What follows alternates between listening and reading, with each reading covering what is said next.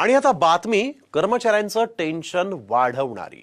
माणसाचं काम सोपं करण्यासाठी एआय तंत्रज्ञान तयार करण्यात आलं।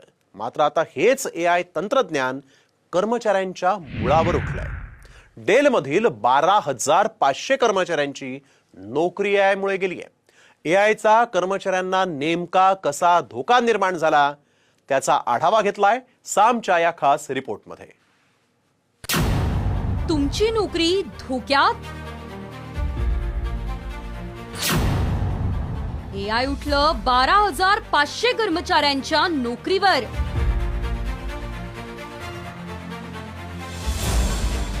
एआयने वाढवलं कर्मचाऱ्यांचं टेन्शन।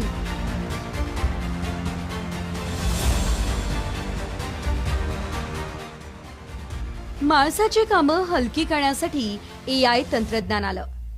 मात्र हेच तंत्रज्ञान